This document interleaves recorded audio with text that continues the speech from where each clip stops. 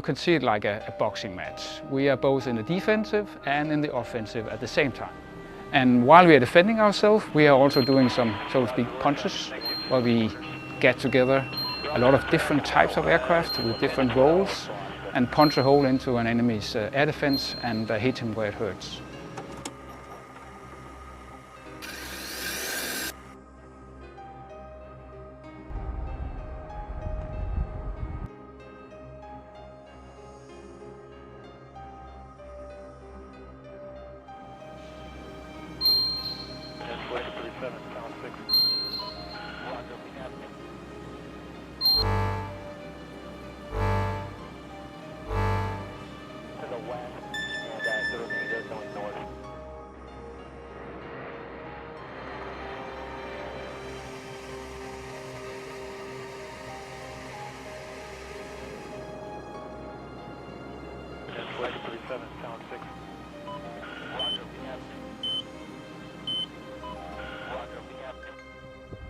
The system we have is able to cover 360 degrees around our platform for more than 500 kilometers-ish and provide the proper information real time on any movements that we see in the air.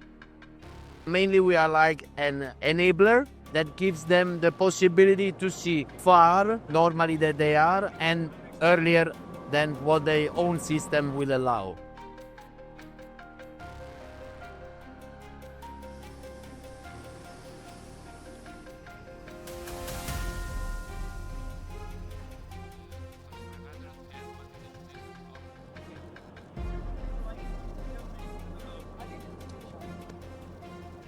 Contact at 13.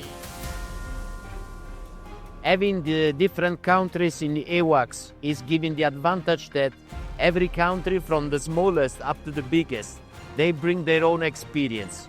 This experience, together with the standards we have in NATO, makes us flying and accomplish the mission we get tasked for.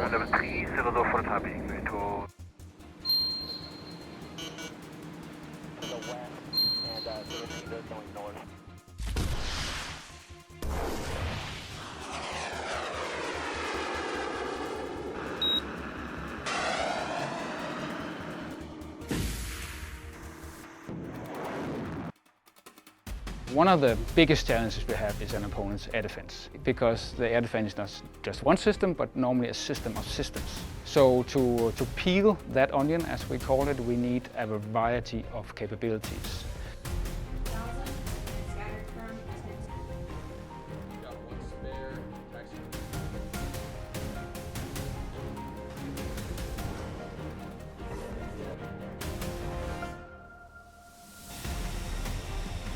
First in, last out, that's kind of what we all know that we're going to be asked to do.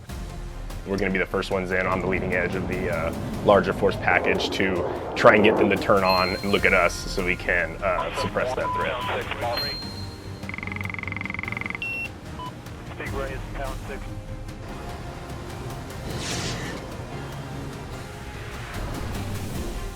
But if they can find the radar, that means the radar can find them. Do you have the most stressful job in the world? Biased answer, I would say yes. I'm sure others would disagree with me, but it's a very stressful job. It's one of those things where, yes, it is dangerous. It's an inherently dangerous mission set, but we are very prepared as a squadron, as an Air Force, as a whole, to take on that very challenging mission set.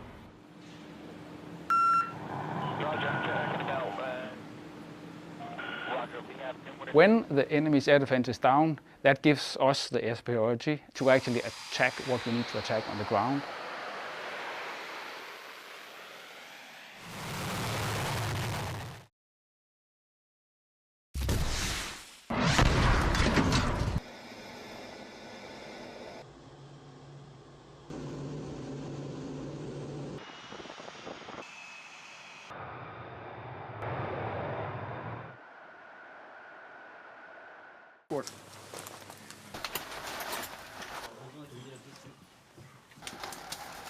We have basically same manuals.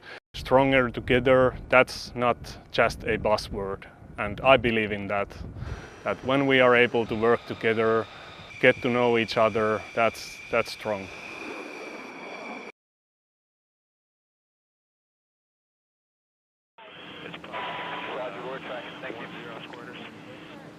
Roger, I'm tracking about 10 to 12. Controlling from thousands of kilometers away is not the best way to do it. Actually, training our pilots to take the decisions on the battlefield, in the air, and making them good at that is what achieves the success of the NATO air power.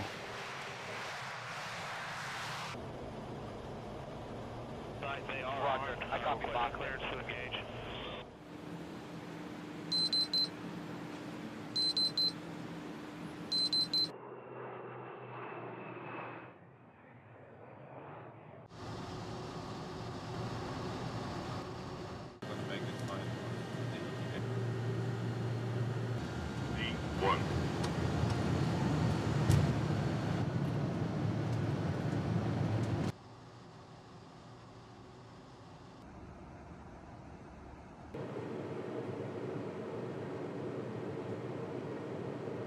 So biggest advantage of us refueling them in the air on the spot is to extend their time in the air and their range. If we would drag them from A to B, for example, that's the most prominent point.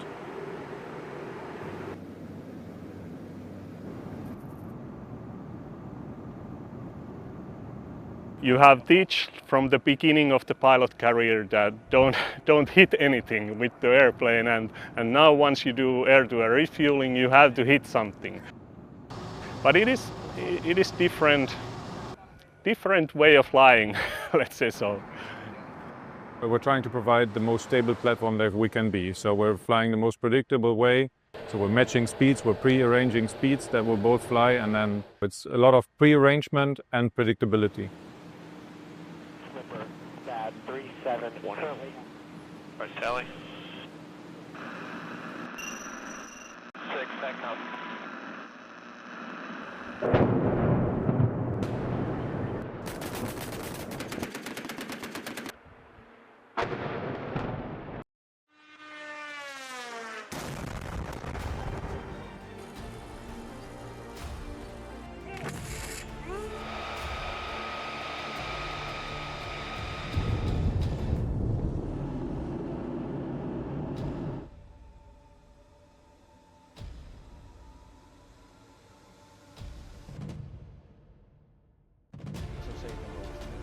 Well-trained pilots.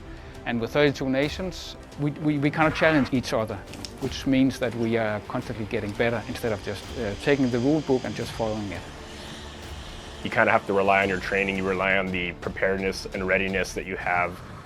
I think in terms of being able to integrate with foreign partners, you definitely have an unmatched capability to do that here in Europe, just with the close proximity to them, which I think only enhances our lethality, one as a unit, but as an Air Force as well.